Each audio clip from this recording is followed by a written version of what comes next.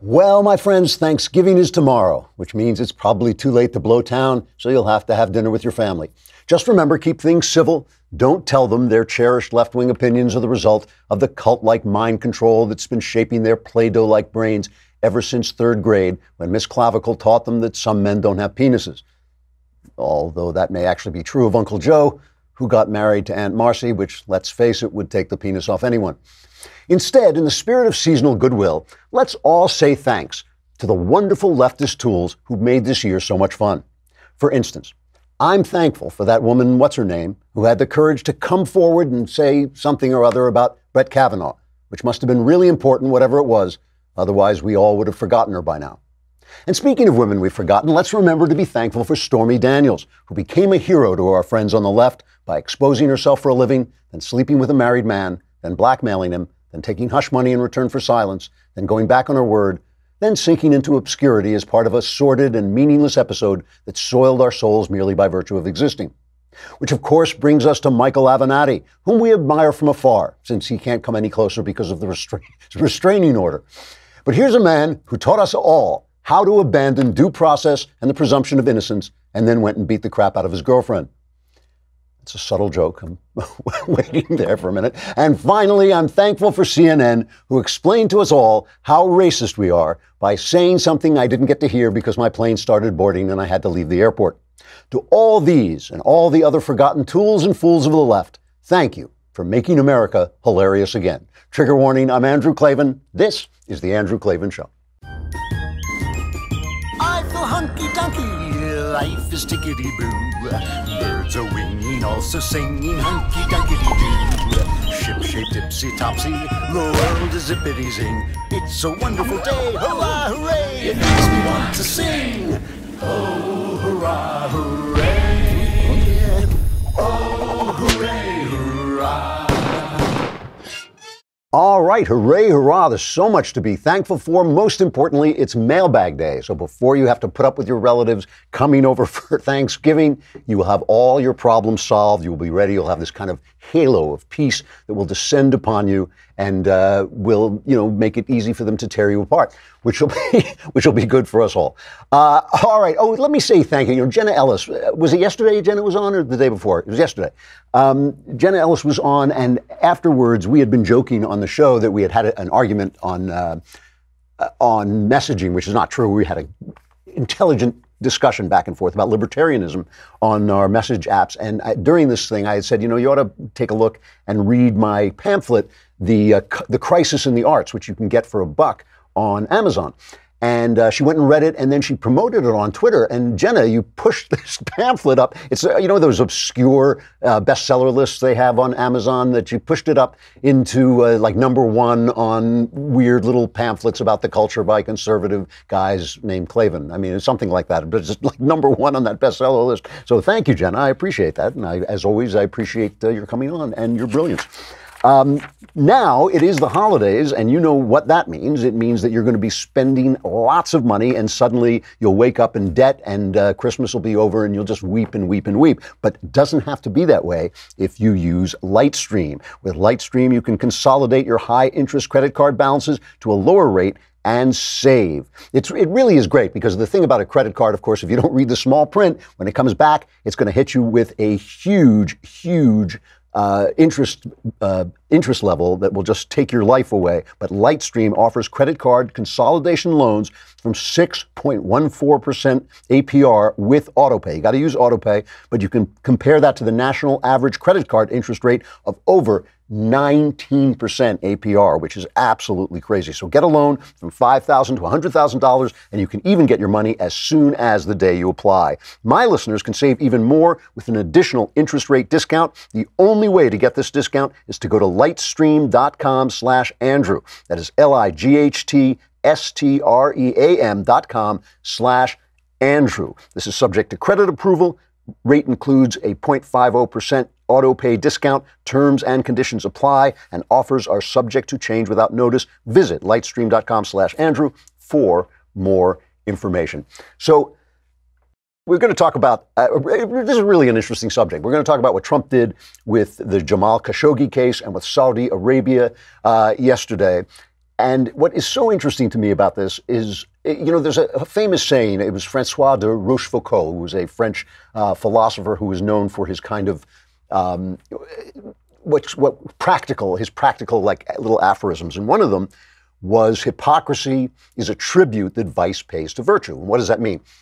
It means that being a hypocrite shows people that you actually know that what you're doing is wrong. It's a tribute that people who are operating in a bad way pay to the knowledge that there is such a thing as a moral universe, and they are violating that universe. We have to be clear what hypocrisy is, because the left always uses hypocrisy wrongly. It is not hypocrisy if you say adultery is wrong, and then one day you get drunk and some girl comes on to you at a bar and you go and sleep with her even though you're married.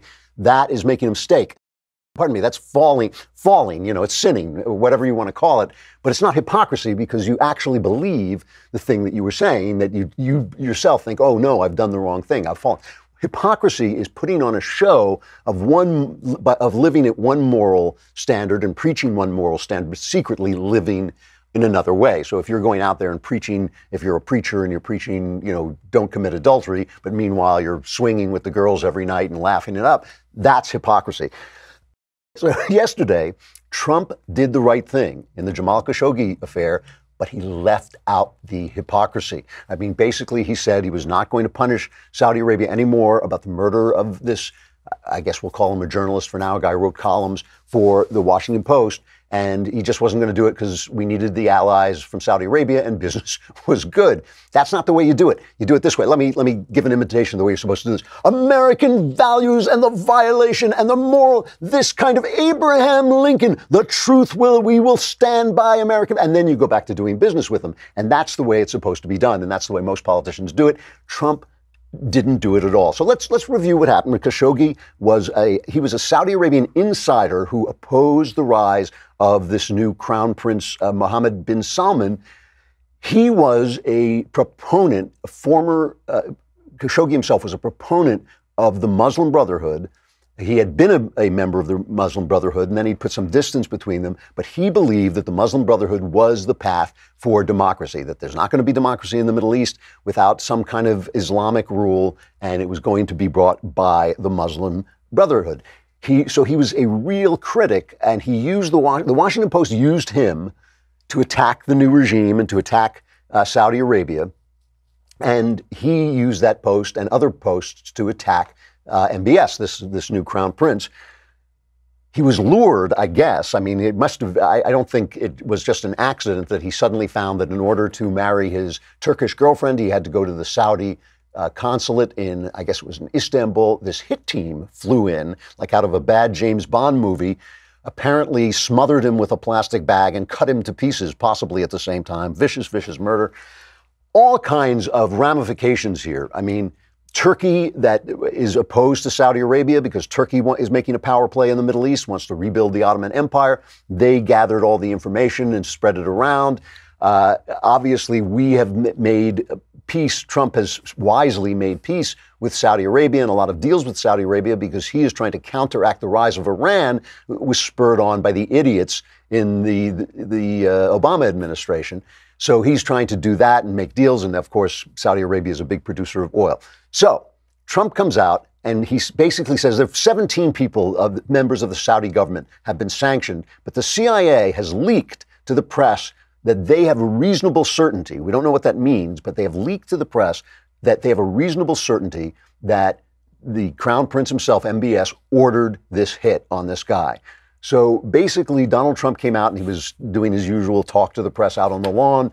And he says, yeah, this is as far as we're going to go. This is cut number 2. They're buying hundreds of billions of dollars worth of things from this country. If I say we don't want to take your business, if I say we're going to cut it off, they will get the equipment, military equipment and other things from Russia and China.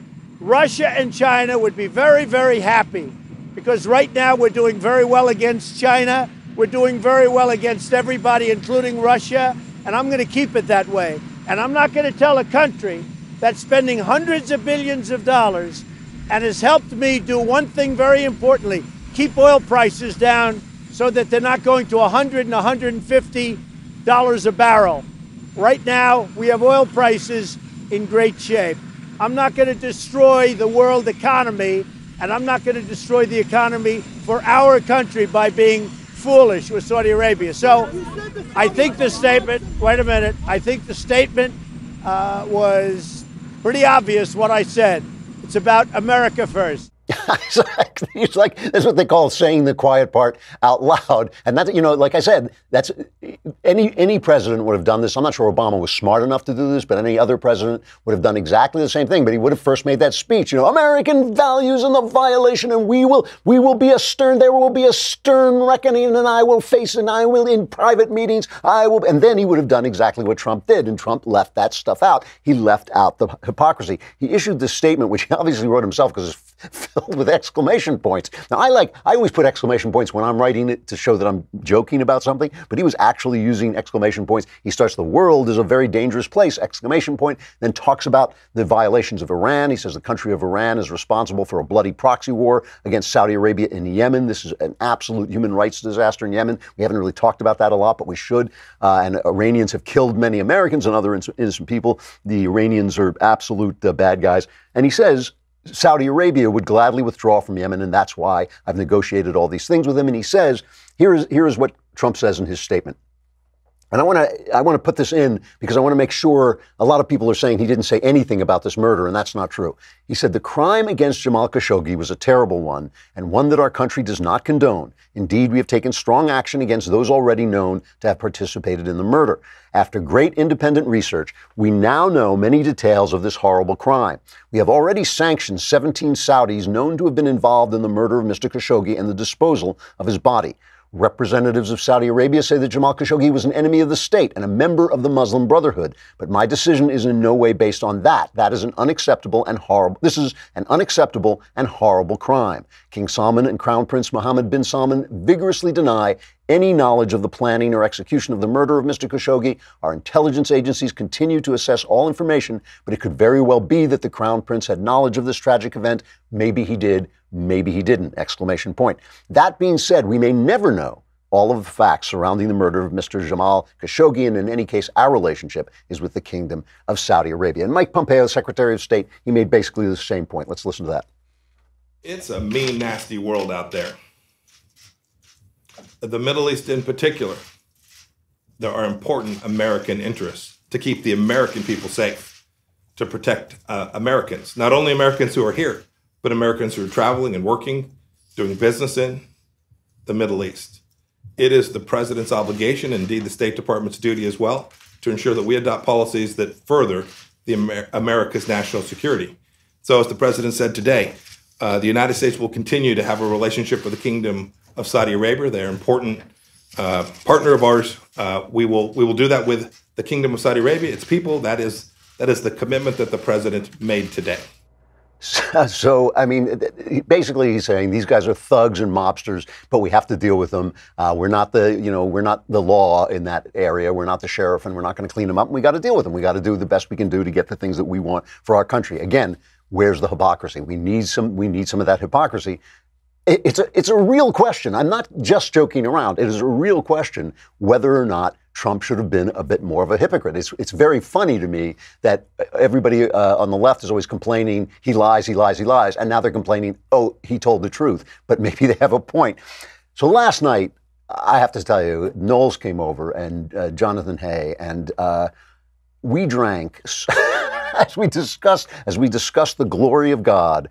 We killed an entire bottle of whiskey, and I woke up this morning and I thought we should have used ZipRecruiter before we hired these guys. If we had used ZipRecruiter, we would not have these profligate, heavy drinking people coming over my house and destroying my expensive whiskey. If ZipRecruiter, you see, the thing about ZipRecruiter.com/dailywire is it has powerful matching technology which scans thousands of resumes, identifies people with the right skills, education, and experience for the job that you want to fill, and then it actively invites them to apply. So you don't have people like Knowles wandering in through the door. You get people, quality people with good habits who don't just, destroy your whiskey cabinet. And it's no wonder that ZipRecruiter ZipRecruiter is rated #1 by employers in the U.S. This rating comes from hiring sites on Trustpilot with over 1,000 reviews. Right now, my listeners can try ZipRecruiter for free at this exclusive web address, ZipRecruiter.com/dailywire. It's all one word.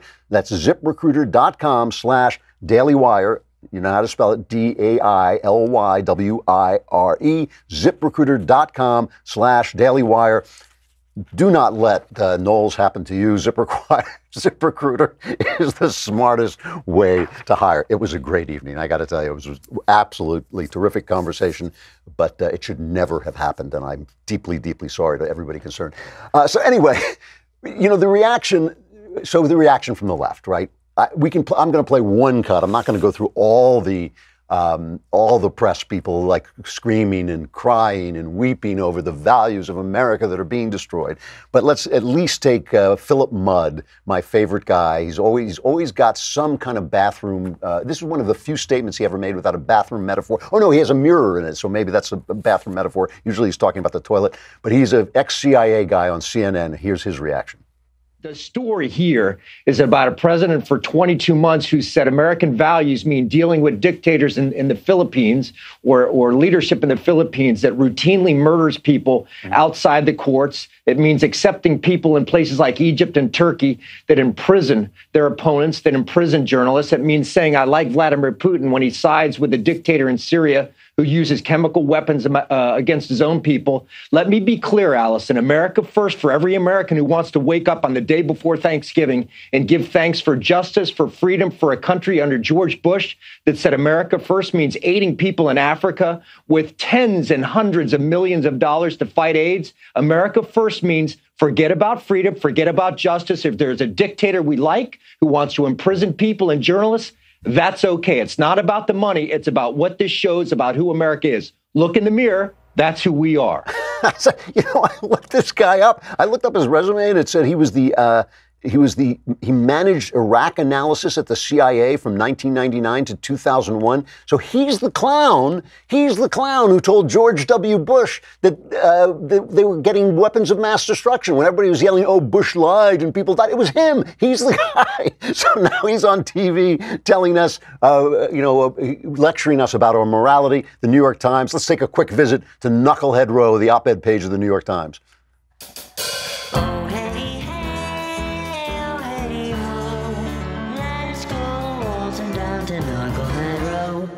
So the New York Times has an editorial, and first it's got this picture. If you're watching, you got to see this picture they put up of Donald Trump. This is the drawing of Donald Trump. Terrifying picture. Can you put this up? Can't you save us, Britney Spears? Can we be saved? It's like, that's what comes into your mind when you see this picture. Can you save it? It's this dark picture of shadow of Donald Trump with I don't even know which is the shadow of a dictator. And it says Trump stands up for Saudi Arabian values. He disregarded the CIA's conclusions and American values in swallowing the Saudi version of the murder of journalist Jamal Khashoggi. As we read, he did not swallow it. He said, we may never know, but he didn't pin it on the prince. He says that Mr. Khashoggi was a resident of Virginia, though not an American citizen, and he was a columnist for an American newspaper, the Washington Post. It did not serve the safety of journalists or American abroad that President Trump could not summon even a modicum of lip service to condemn the abomination of dispatching a hit team equipped with a bone saw to throttle and dismember Mr. Khashoggi. But that's not true. He did pay lip service. That's what he did. And what they're calling for is more hypocrisy. They're saying we want more hypocrisy. Now, Let's be clear about this. Just because the left is wrong doesn't mean that Trump is right, and it doesn't mean that he's doing the right thing. But it does mean we do not have to listen to these clowns. These are the clowns who did absolutely nothing. They stood by as Obama sold this country to Iran, dumped money out of planes on platforms into Iran, one of the worst regimes in the world, responsible, swearing to wipe Israel off the face of the map, responsible for the deaths of many Americans, executions without number in their own country. He was dealing with them. He sold F-16s, I believe it was. Did I write this down? I believe, yeah, it was F-16s to Egypt after they were taken over by the Muslim Brotherhood, by Mohammed Morsi, and the guy who said that the Zionists are the descendants of apes and pigs. I mean, we do not have to listen to these guys. This is part of what we have to do. I mean, it's part of what we have to do in dealing with this incredibly vicious, vile region where Israel is the only bastion of any kind of democratic values whatsoever. At least Trump is doing it with the right people. At least he's making peace with people who might make peace with Israel, who might fend off the rise of Iran, who might oppose Iran. And, you know, again, this doesn't mean Trump is doing the right thing. I'm just saying that we do not have to listen to the left criticize it when it was revealed that Hillary Clinton had been taking $10 million from Saudi Arabia for that phony what foundation she and Bill ran. What the New York Times did then is they did the famous Republican pounce thing. You know, Republicans are pouncing on the idea that Saudi Arabia gave $10 million to the Clinton Foundation. Then the issue was that Republicans were pouncing on it, not the fact that she had been bought and paid for, essentially, by the Saudi Arabian regime. So all of this. Oh, and then the other thing, by the way, is letting Khashoggi off the hook for who he was. I mean, he's an agent of the Muslim Brotherhood. He may not have been a member of them after a while, but he was certainly speaking up for him. There was a journalist from Washington Post, Phil Rucker, the Washington Post White House bureau chief. He was on CNN, and he said Trump was, not only had he sold our values down the drain by not making the big, hypocritical speech, but he also slandered the guy. Listen to this. The other thing the president did in that statement is he maligned Jamal Khashoggi. He advanced baseless theories about him, conspiracies about him that have been pushed by the Saudi government. There is no evidence that he's a member of the Muslim Brotherhood. There is no evidence that he's enemy of the state, as the president advanced in that statement.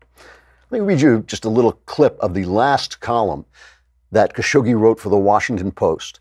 The United States' aversion to the Muslim Brotherhood, which is more apparent in the current Trump administration, is the root of a predicament across the entire Arab world. The eradication of the Muslim Brotherhood is nothing less than an abolition of democracy and a guarantee that Arabs will continue living under authoritarian and corrupt regimes. In turn, this will mean the continuation of the causes behind revolution, extremism, and refugees, all of which have affected the security of Europe and the rest of the world. Terrorism and the refugee crisis have changed the political mood in the West and brought the extreme right to prominence there. He was a spokesman and a defender of the Muslim Brotherhood. This is absolutely right. There's nothing wrong with what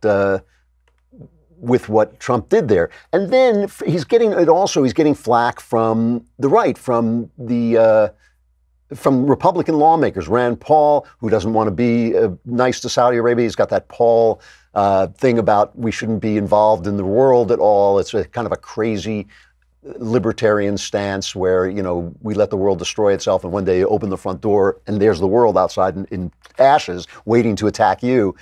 So Marco Rubio said our foreign policy must be about promoting our national interest. It is in our national interest to defend human rights. And Jeff Flake, he's like the Cory Booker of the right. He's like so bad at being the crusading Spartacus type. But he says great allies don't plot the murder of journalists, Mr. President. Great allies don't lure their own citizens into a trap and then kill them.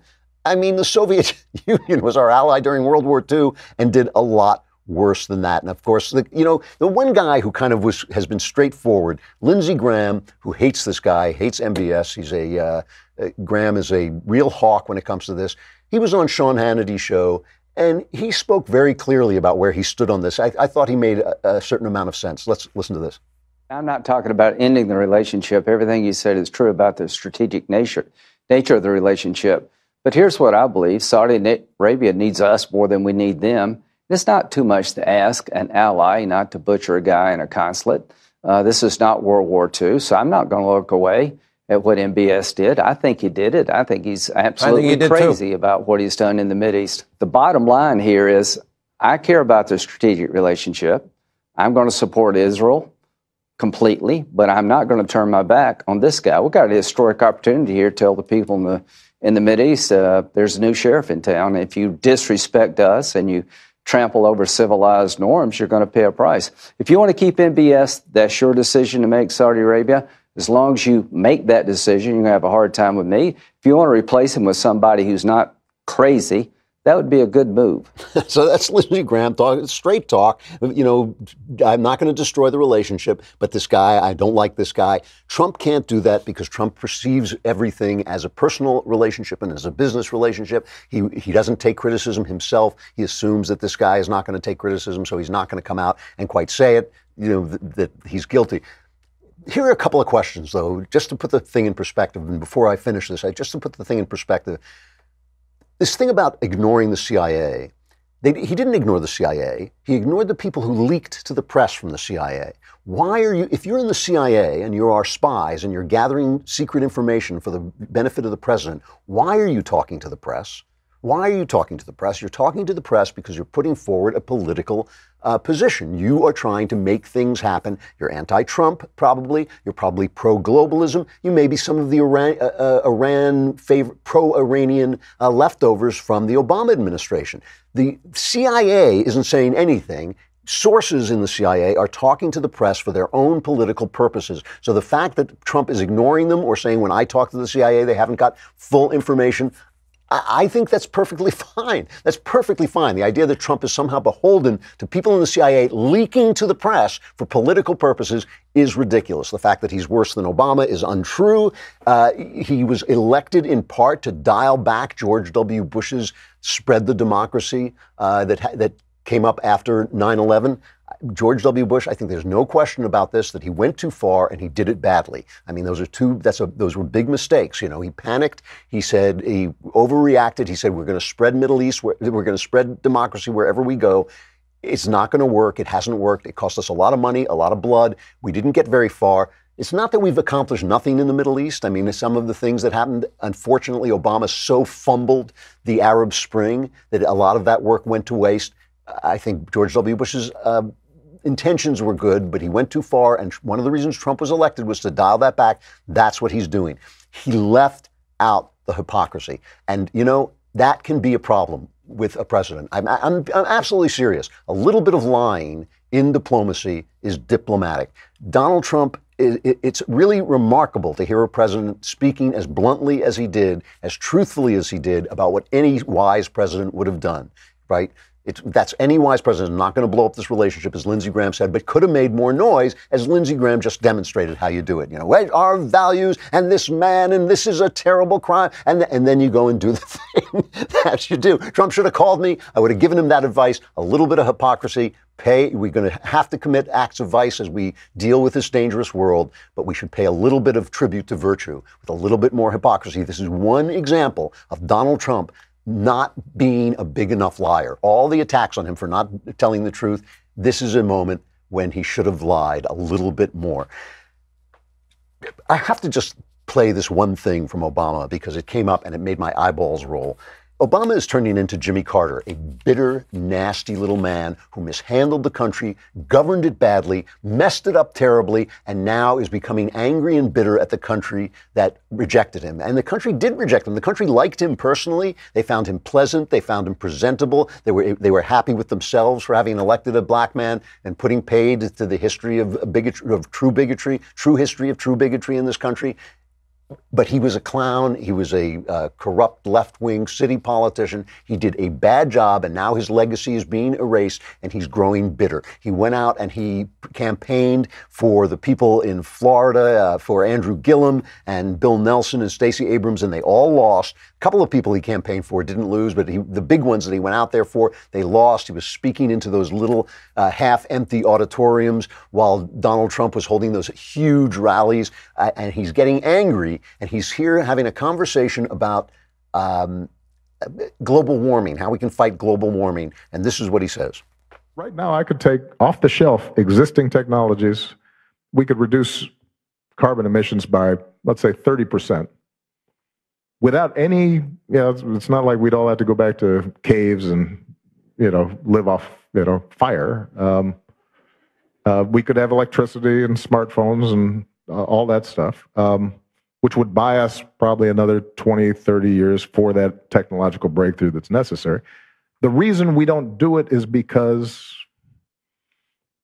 we are still confused, blind, shrouded with hate, anger, racism, mommy issues. Yeah, I mean, we are fraught with stuff. Can't you save us, Britney Spears? Can we be saved? Stop the hammering. We could just play gag recordings after that. You know, everybody said, put that out there, and I guess because he said mommy issues, everybody said, well, he's attacking Trump. He didn't say Trump. He did not talk about Donald Trump. He said we. And when he says we, he means you, because you know he's never afraid to use the word I and me. When he says we, he means you. We are still fraught with hatred and fear and racism and mommy issues. That's why we're not doing what he in his wisdom would have done, which was taken technology off the shelf. What the hell is he talking about? What business is it of the president to take technology off the shelf? I mean, he's that same scolding, nasty, pinched little man, and as time goes on and as his legacy disappears into the dust where it belongs, he's going to become much, much more bitter, and the press is going to keep telling us what a lovely guy he is, just like they did with Jimmy Carter, and you're going to watch his face, just like Jimmy Carter, collapse into that bitterness and nastiness of a guy whose legacy has been rejected. Good luck to him. Have a wonderful Thanksgiving, Mr. President. We feel the same about you. All right, we got the mailbag coming up. We got to say goodbye to Facebook and YouTube. Come over to dailywire.com and subscribe. I want you to get Another Kingdom on Monday. I want you to see how beautiful the visuals are. This week, we're taking a week off for Thanksgiving, but even so, we have me and Knowles talking about it, and so you get the beautiful visual of Knowles' face, which I know all of you are dying to see. But anyway, subscribe, and you get to be in the mailbag next time.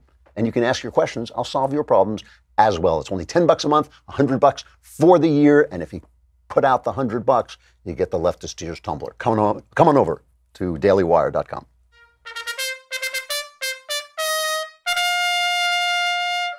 All right, mailbag. Woo! Yeah. The Thanksgiving mailbag from Anonymous. Hail, Clavanus Decimus Meridius, Commander of the Armies of the North. I'll just get right into it. I'm addicted to pornography and the action that often goes along with pornography. My wife knew this about me before we were married, but she didn't sign up for how it's been going. I told myself classic lies, like I'll be able to quit once we're married and I'll be able to quit once we have our first child. I'm a left-brained Catholic convert. But anyway, that is to say that I fully understand how wrong it is to act out on my addiction theologically, morally, physically, mentally. I go to Mass and confession weekly. I'm truly sorry, truly want to sin no more. I have been going to SA meetings, I guess that's Sex Addicts Anonymous, where I hear testimonies of what could happen to the life I have if I continue down this path of half measures and white knuckling, but continuing to relapse again and again. I look at my growing 2-year-old son. Oh man, and think of how I have to be his example of true manhood by showing him how to treat women and how to be strong in the face of challenge. But I am weak. How can I teach him how to tame the beast within himself if I have never mastered my own? Wow, that is, first of all, I'm sorry for your trouble. That is true trouble. You've got a true problem. I'm sure you're not even telling me how bad it is. I suspect this is a really, really bad addiction, an absolutely soul-destroying addiction, and you are going to have to bring everything you've got to defeat it, to fight it. This is going to be a tough battle. It is the fight of your life, but everything you say in this letter about the consequences is true, especially for your son. You are degrading yourself, you're degrading your mind, your imagination, and you are an addict, and like I said, I'm sure this is much, much worse than you are portraying it. I can tell just from the voice that you're speaking in. And it's great that you are in SA. That is the right thing to do. You got to do everything. You got to pull out all the stops to try and beat this. I'm not telling you can beat it. I don't even know. But like, you got to pull out all the stops. You got to be in therapy. My guess, just from what I know about psychology, my guess is that you have suffered a trauma in your youth. Probably having to do with sex, but maybe just having to do with your relationship with your father, something like that, where you are using this as a comfort mechanism and as a repetitive, when people suffer trauma, they do repetitive actions that kind of relive the trauma and re-ingrain it in the brain. It's a natural reaction. somehow you've got to get to what this trauma is and excise it if you can. Two things that I can think of is a real course of serious therapy with a trained psychologist or psychotherapist who won't drug you but will get down to the business at hand, that what it is that's started you out with this. It can do amazing things. It did amazing things in my life, and I think that that's something you should use. There's a kind of therapy specifically designed for trauma, which is called eye movement desensitization and reprocessing, EMDR therapy. And the benefits of it are that you don't have to explore your life so much. It works by manipulating your eyes in ways that are supposed to manipulate the brain. They've had some good success with it. Try that. Try anything. Try everything you can to get through this thing and get away from it, because it will hurt you. It will hurt your marriage. It will hurt your children. I feel really bad for you. It's a tough thing to be addicted, and that's what it is. You're addicted, but I think it has a source in trauma, and you should find out what that trauma is. You should know thyself. It's the only way you're going to get through it, and definitely do not stop praying, because that's going to be the only way out of it as well. From Nicholas, hi Andrew, how do you know when you found the right girl to settle down with? I always find myself feeling pangs of fear that I won't know, that there will be a fear of missing the right person if I make the wrong choice in the current moment. In other words, it's sad to belong to someone else when the right one comes along. I'd really appreciate advice. Your relationship and religious advice have always been helpful, even when others ask the questions. This is, if you're not currently in a relationship, if you're worried about this in the abstract, my advice would be stop worrying. This is one of the problems that goes away if you don't think about it. There aren't that many, but there are a few that go away if you don't think about it. The worry itself is the problem here, because I'm not going to tell you, it's not like a song, you'll know when your love comes along. But in the event when you meet somebody and you take the time to get to know them and you don't run off on the first wave of infatuation, which usually lasts about 6 months, if you take some time to get to know them, find out whether you like them, find out whether you enter into harmful cycles of action when you're involved with her, which may stem from you or from her or from the relationship. And especially just find out that beyond the passion that you feel, the love that you feel, you like them, and you're friendly with them, as well as love them, then you'll feel that you are with the right one. I really do feel it's important to find the right person, but I do think also that it's not as hard as you think to know that you found the right person. As you get to know somebody over a period of time and you give it time, for the relationship to develop, you'll start to think, yeah, this is going to work. This is going to work. And then, then you have to learn how to be in a marriage, which is a whole other question. But I would, for now, if you're not in a relationship, I just stop worrying about it. I just go out and meet some nice people. From Edward, question on writing fiction. Have you ever written anything on the craft of writing fiction? When questioned on the subject in interviews, you always give very useful advice. You once quipped in a show that the only secret you know is how to write an effective action scene. I am the best action writer in America. As your novels prove, you have indeed mastered this and other technical aspects of writing. I think there are a lot of us who would be interested in reading more from you on things like outlining a story, character development, good openings, and so on. If you yourself have not written anything like this, could you recommend something? I've never actually read a good book on writing. I've read good books about the craft of writing. Stephen King wrote a good book called On Writing that I enjoyed. It's funny. There is a tape of this somewhere. It's kind of a funny story. I once was asked to give a speech to a class, a writing workshop. And I never do this, but I agreed to it. I guess a friend asked me or something like this. And he said, all you have to do, all they want to know is, how do you get an agent? That's all they want to know. How do you get an agent? How do you get started? I said, fine. So a week before I'm supposed to give this speech, the pamphlet shows up. That's the syllabus of what speeches are going to be given. And it says, Andrew Klavan gives a master class on how to write a thriller. So I called the guy up and I said, what the hell, man? You said all I had to do was tell them how to find an agent. He said, that's all they want. Don't worry about it. Don't worry what it says in the book. Just tell them how to find an agent. That's all they'll care about. So I thought, well, no, I can't do that now. It says I'm going to give a master class on writing a thriller. So I put together a speech on how to write a thriller, and I started giving this speech, And I realized, had one of those moments in the middle of the speech where I realized I was on fire. I was giving a master class on how to write a thriller. It was some of the best. I was sitting there as I'm talking thinking, man, I wish I'd heard this speech when I started out. I didn't have to learn all this stuff. I was telling them how to write action scenes, how to build suspense, how to build characters in suspense, how to match characters.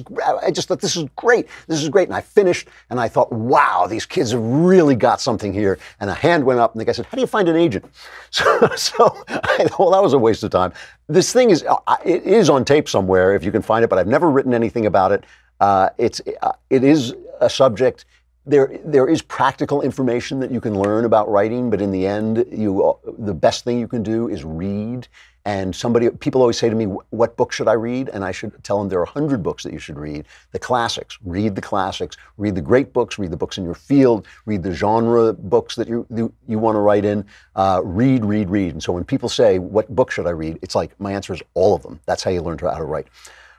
From Riley, Dear Supreme Lord of the Multiverse, I have listened to your podcast every day for about 3 months, and I finally have a problem so large it requires your help. I'm a high school student, and I'm having trouble motivating myself to get my work done. I get depressed and lose any motivation I have. Whenever I get free time, I always try to use it to cheer myself up, which leads me to not getting my work done. The cycle then repeats itself all over again. I don't drink, but I do take medication for my doctor-diagnosed ADHD. If you have any advice on breaking or even just managing this cycle, I would greatly appreciate it. Thanks. You are my favorite Daily Wire podcast. Well, thank you. All right. First of all, let me say before I say anything else, I'm not a doctor, and you shouldn't do anything without consulting a doctor.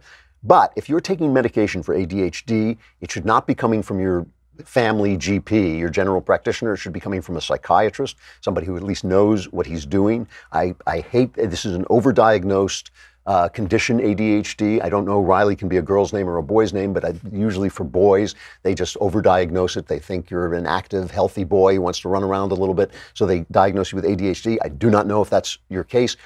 You should go to your doctor, especially with the Christmas vacation coming up. If you don't have schoolwork, go to your doctor and ask him if he will take you off the medication for a short period of time. Just request this. Don't do it without a doctor's help and advice, right? But it's not, you can go off ADHD medicine with the doctor's advice. Go off it and try to create a regime for the Christmas holiday of exercise and prayer and going to church and being very, very active and doing stuff, and see if that helps you with your depression and see if that cheers you up. It would be an interesting experiment to do without the medication to see what that has to do with your depression and what that has to do with this cycle of procrastination. Can you build a disciplined life in however long you have for Christmas vacation without this medication? Don't do it without your doctor.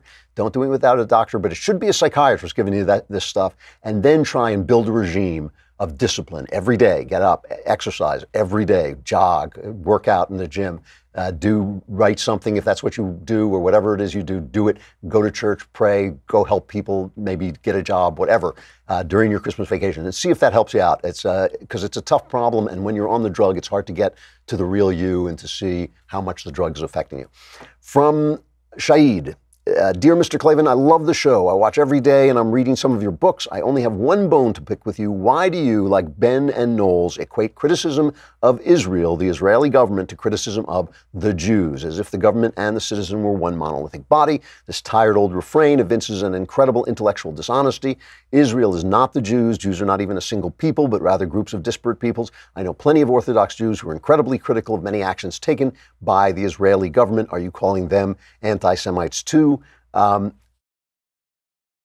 do you square this glaring double standard when it comes to defending Israel? You're playing identity politics by reading Muslim statements as coming from a place of default anti-Semitism. I'd like to see a bit more nuance in your analysis, but I'm not holding my breath because you really have it in for the Muslims. That's all. I love this season of Another Kingdom, and I'm purchasing the hard copy of the book as we speak. Keep the episodes coming. Thanks. A couple of issues here. First, I do not equate criticism of Israel necessarily with anti-Semitism. I am suspicious when non-Israelis, and I don't care if they're Jews, there are plenty of anti-Semitic Jews. I am suspicious when people take this incredibly huge area of the Middle East, which does not have a free government in it except for Israel, and find the source of all its problems in Israeli behavior.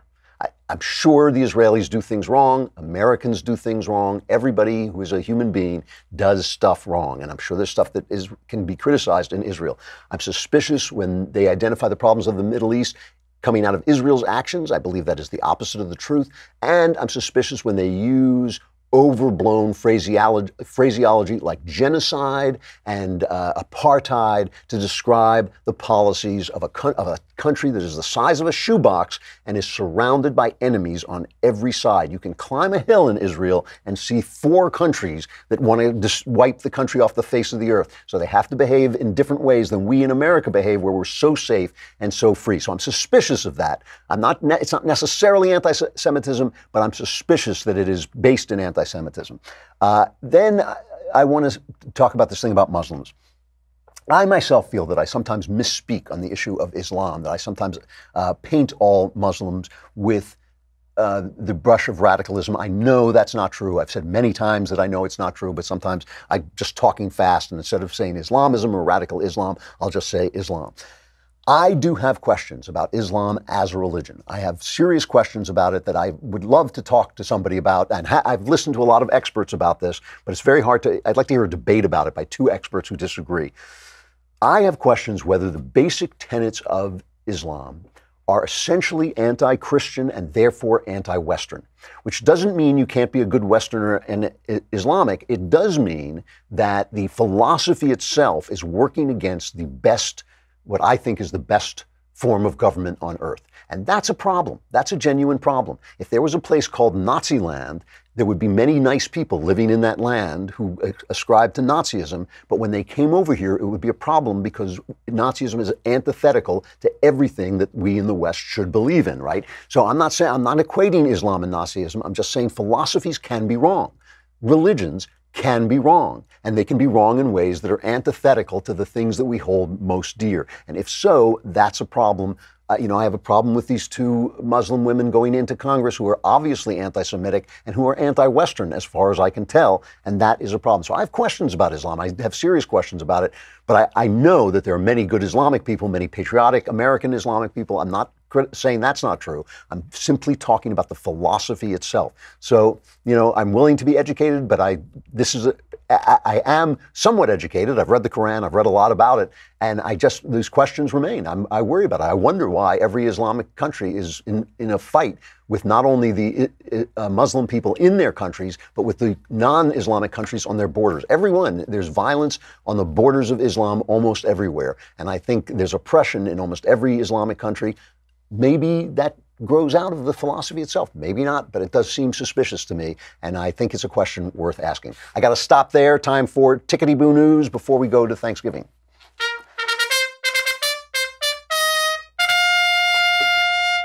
Hey, let me play this one little clip of a comedian named Jim Jeffries. He's from Australia. He comes on and he makes jokes about Trump and anti-American jokes all the time. And then he announced that he's becoming an American citizen. Here's the clip. I'm Jim Jeffries, and I'm about to become a United States citizen. Now, I know many of you are wondering, Jim, every Tuesday night you take a giant dump on America. Why would you want to become part of the problem? Well, it's for the same reason I date the women I date. You're large, you're fun, you're trashy, some parts of you are fake, and over 300 million people have been inside you. But deep down, I think there's something good in there.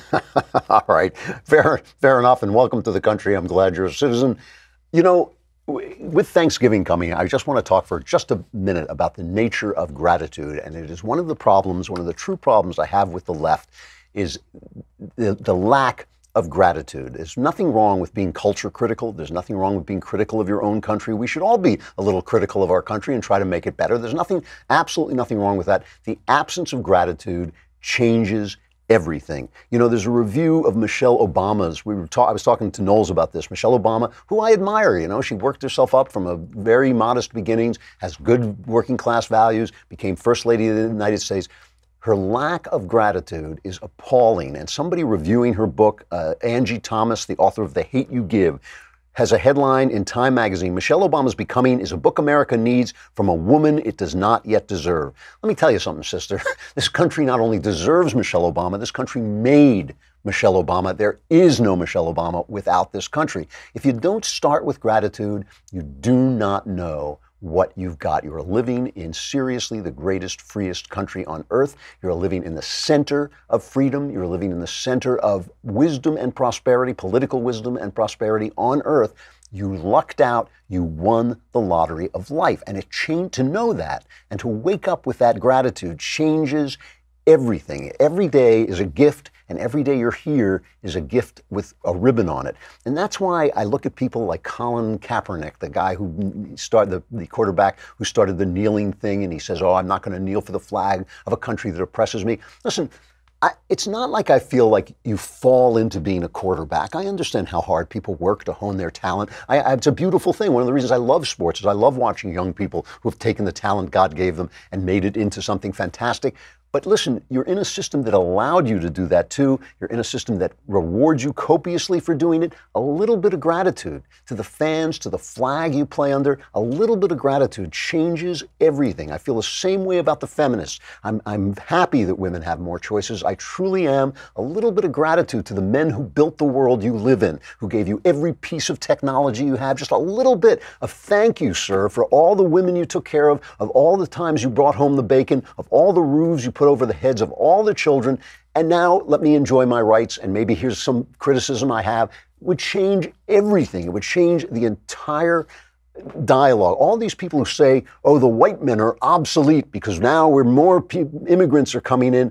How about starting with this? How about thank you, white men, for building this country that we all want to live in? How about thank you, white men, for creating a philosophy that includes us, that says, yeah, you can come in if you just adopt this philosophy of freedom? How about beginning there? How about thank you, Christianity, for creating the moral wisdom that I am using to protest the things that I don't like? If you just started there, the conversation between the right and the left would change utterly. The college students who protest, who are the luckiest kids on earth, who will probably live to be 150, who may end their careers on Mars, who are going to see things that I'll never live to see, that are so amazing and so beautiful. How about just a little bit of, hey, God, thanks for putting me here instead of the year 1200 where I'd be dead by 35. You know, it just changes everything. So in this Thanksgiving, how about starting with that? That maybe your enemies are really your friends. Maybe the things you hate so much and criticize so much are things you should be grateful for. It's true on the right as well, but I think it would change the conversation entirely if we heard it a little bit from guys like Barack Obama instead of how full of hate and full of racism we are. How about thanks for elevating me, a black man without much experience, to the highest office in the land? How about starting there and then saying, yes, and now I have some criticisms. Nothing wrong with criticizing your country. There's nothing wrong with being a strong proponent of your party. But how about beginning with thanks for the ability we have to do that, to have this fight, to move forward together as Americans?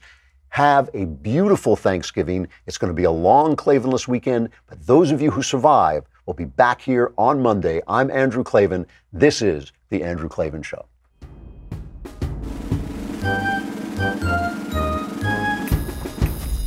Oh, hooray, hurrah. The Andrew Klavan Show is produced by Robert Sterling. Executive producer, Jeremy Boring. Senior producer, Jonathan Hay. Our supervising producer is Mathis Glover. Technical producer, Austin Stevens. Edited by Alex Zingaro. Audio is mixed by Mike Cormina. Hair and makeup is by Jesua Alvera. And our animations are by Cynthia Angulo and Jacob Jackson. The Andrew Klavan Show is a Daily Wire Forward Publishing production. Copyright Forward Publishing 2018.